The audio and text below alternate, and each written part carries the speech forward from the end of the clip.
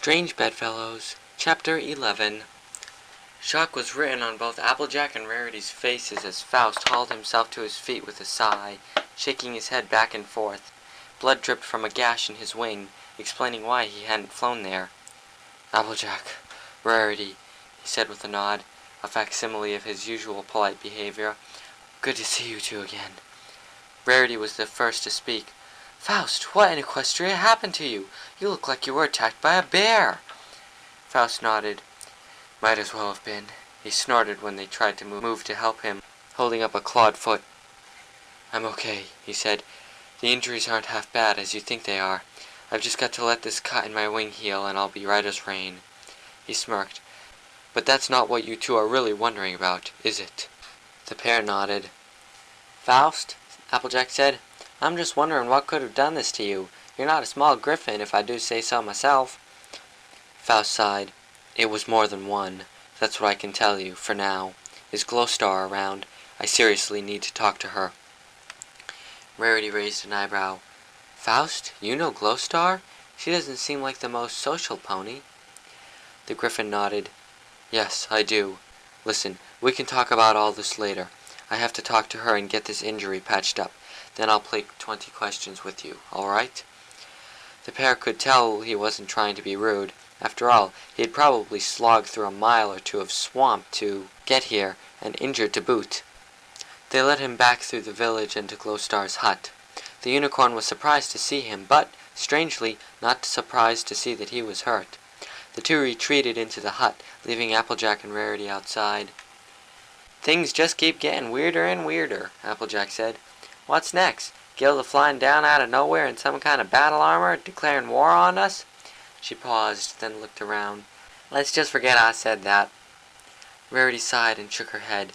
"Things have been moving so quickly since we arrived at this village. First we're captured, then the Manticore, now Faust. Is it too much to ask that we be spared a few moments to relax?" "You've got that right now." From the other side of the hut, Blink emerged. Bandages were wrapped around his middle and back, along with several stitches over his eyebrow. "And pardon me for saying this, but since you've got this time to relax, I have to wonder why you're spending it lamenting the fact that you don't have any time to relax." He smiled cheekily. Rarity raised an eyebrow. "Blink, have you been back there the whole time?" The stallion nodded. "I've been listening to them through the window. Normally I wouldn't do something like this, but Star and Faust look really serious. From what I could gather, they're thinking that these attacks might be caused by the great and powerful Trixie from the next village over, Derby." Applejack gasped. "Are you serious? But Trixie's just arrogant. She's not evil." Blink shrugged. "It's not my place to say whether or not she is. I'm just telling you what I could gather. It's also pretty likely that the griffins I mentioned earlier are behind some of this too. They've been rotting from the inside out ever since Seth took over, not to mention since they started taking advice from that other griffin." Rarity's breath caught in her throat. Another griffin, you say? Who might that be?" Blink shook his head. "We don't know her name yet, but trust me, she's a nasty one. Rude, crude, and mean to the bone." He snorted. "I've only seen her once or twice, but judging from her behavior then, there's no reasoning with her." Rarity opened her mouth to inquire further, but Blink held up a hoof. "Look, I'm sure you have a lot of questions, and I'm more than willing to answer them, but not here, all right? I'm pretty sure Glow wouldn't appreciate me spilling my guts to you two, so just follow me back to my hut." The three ponies made their way back across the village, trying to ignore the leaden air around them. Arriving at the hut, a tiny thing barely able to fit them all, Blink's demeanor turned serious. "All right," he said. "You two need to know exactly how deep in this you are." He picked up a book and flipped through it. "This is my personal log of the tensions in the village, alongside a verbatim account of everything I've been able to hear." He stopped on a page and put his hoof down on it. "Firstly, this hasn't just started happening to us. That griffin I told you about, she got here some time ago, maybe a year and a half. We've always been pretty sure that she and Seth were causing the lion's share of these attacks, but that never lined up. Seth's perfectly capable of it. The other one honestly doesn't seem like it. Like I said, she's cold and rude, but to blindly attempt to massacre another species?" Rarity piped up. "But Blink, how can you even have that theory in the first place? What attacks have been orchestrated on the village which would have absolutely required the other griffin's help?" Blink rubbed at the ground nervously. It's Seth that makes us think that, not the other one. He flipped back through the book. Seth is massive and powerful, several 100 pounds of angry muscle, but he's not fast in the slightest. Before you two got here, there was an attack involving an extremely fast griffin zipping all around our village. We got out and threw rocks at her since she was rending the trees and scaring the wildlife, and that's when Seth and the others charged in through the bush, dragging several of us back with him. As a warning. It was sick. Applejack narrowed her eyes. He sounds like bad news, all right. But what's the other one's name, Blink? I got a feeling we know her. Rarity nodded. Yes, there was a griffin who visited Ponyville several years back, named Gilda, who had the same kind of abilities that the griffin you're describing does. Blink shrugged. If her name's Gilda, I don't know that for sure, sorry to tell you. That'd be some coincidence if it was her, though, huh? I mean, what are the chances of meeting some pony you know all the way out here? The pair looked at each other. Pretty darn good, actually, Applejack said. Trust us. Blink paused. Okay, you're going to have to elaborate on that one. How can you have already met some pony out here you've met before? The two told them about Trixie, the matron of Derby, much to his shock. Madam Trixie? Seriously? You knew her way back when she was a performer? His eyes were wide. Rarity nodded. We did, and she was as boastful back then as she is snippy now. Needless to say, she wasn't happy to see Applejack and me. I fear that if we'd had Twilight with us, we'd have been kicked out instantly. Blink ran a hoof through his hair with a grimace. Yeah, no kidding. I seriously can't believe you two knew her back when she was still a traveling performer. Most ponies only know her as being the best economic leader of Derby ever. Applejack snorted. Yeah, well, it's kind of hard to forget a nasty first impression like that. I suppose so, Blink said. I also suppose with that in mind, meeting your griffin, Gilda, you said, down here wouldn't be so unlikely either. Applejack's eyebrow went up. What makes you say that, Blink? The little stallion jumped at the words. Sorry, what? Oh, yes, right. Got a little lost in my own head there. He cleared his throat. Well, it's just me musing, mulling around the possibilities, but what if... Hoofsteps from outside cut him off. Blink, came Glowstar's voice. Blink, out now. Need you. The little stallion hesitated, but eventually nodded. All right, Star. I'll be there just as soon as I say goodbye to Applejack. He turned back to them. There's more going on here than the naked eye would suggest, you two. I'd bet my left ear on it. His eyes narrowed dangerously. She wants me to help plan an attack against the Griffins. I'm certain of it. Just stay here and talk. Don't raise any red flags. I've got a bad feeling about all this. He walked out through the tent. Star berated him as they walked away, leaving Applejack and Rarity alone. Rarity was the first to speak. Applejack, if he thinks something isn't right around here, well, do you really think we should stay? I understand that we already agreed to, but the fact of the matter is that these Shetlands are preparing for war. We still have to get to Ponyville. Applejack's jaw clenched.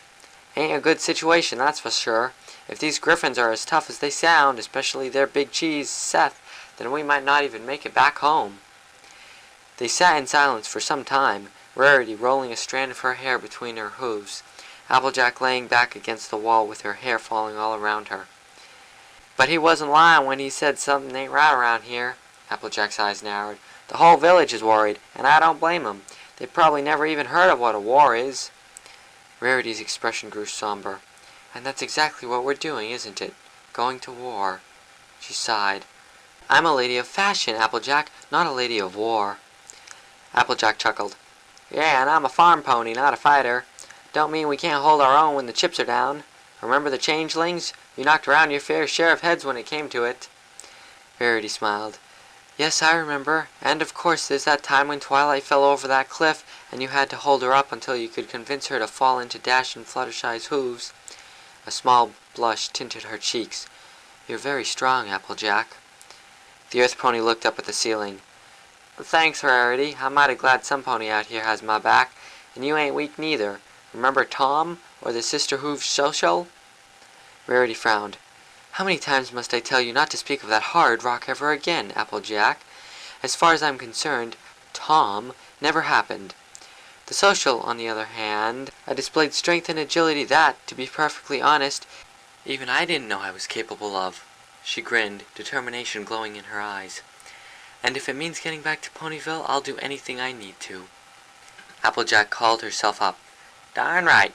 If I gotta buck the beak off a griffin, then that's what I'll do to get back to Sweet Apple Acres and the girls." She offered Rarity a hoof. "Now come on, how's about we take a little time off from this dang place? Too depressing round here." Rarity gladly accepted, hoping she wasn't turning bright scarlet again, and they set off towards a beautiful clearing filled with flowers to the south of the village. Rarity lay back in the carpet of soft petals with a satisfied sigh, her hooves splayed out across her. It felt good just to be able to relax for once. She looked up at the canopy of trees, hoping to spot the sun shining through the leaves.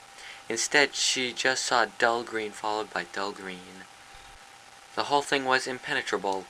She closed her eyes and thought of home, of Sweetie Belle and the spa, of Dash and Twilight and all the rest, of her shop, her clients. Rarity shot up. "My clients!" she screamed. "I still have dresses and suits to make for the gala. How am I supposed to do that if I'm stuck all the way out here?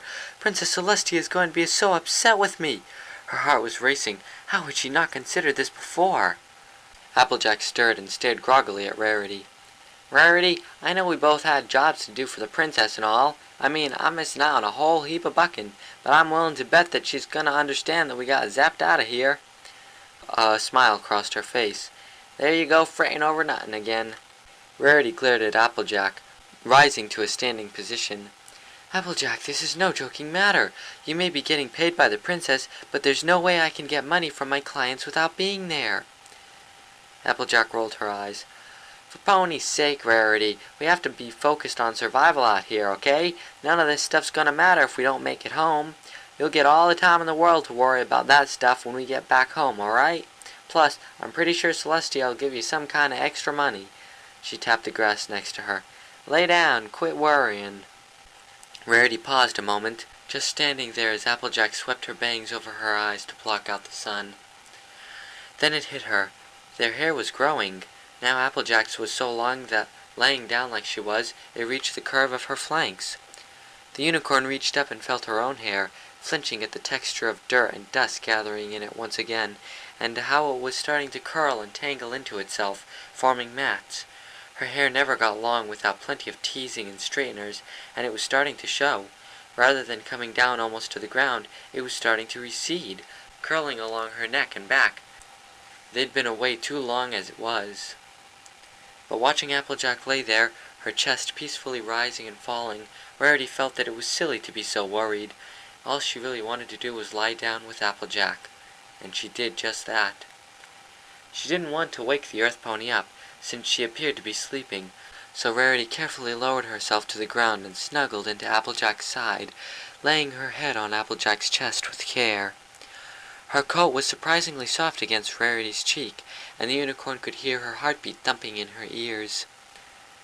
Rarity sighed deeply and rolled her neck, wincing at the crack resounding from it. Yes, they had certainly been out here too long. Rarity let herself start to doze off, her breathing slowing and her eyes fluttering. She reached up and, almost unconsciously, put a hoof around Applejack's neck. She looked into Applejack's eyes and found them open. Rarity's eyes shot wide open. How long had she been like that? Had she been watching her curl up by her side? Rarity was frozen in her position for what seemed like ages, staring into Applejack's eyes. Applejack raised an eyebrow but didn't say anything. Rarity felt painfully awkward just staring at Applejack, neither of them able to come up with the words to break the silence between them. Rarity tried to scoot away from Applejack, her lips pulled back in a nervous smile. Silence still reigned. They just sat there in the meadow, the air between them stale and thick. Rarity was starting to wonder exactly how she felt about Applejack. There had been a stirring in her back in the forest, something that couldn't be written off as a random occurrence. But was it just friendship? She ran a hoof through her hair and shook her head, looking away from Applejack. Rarity knew that she cared about Applejack. After all, if she hadn't, they wouldn't have gotten this far in the first place. Some of the things she was feeling were beginning to break past that layer. The unicorn shut her eyes, not feeling Applejack's on her back anymore. This didn't bear thinking about right now. It was like Applejack said, survival was more important than anything else out here. Rarity and Applejack laid back down and snuggled into the grass with a sigh.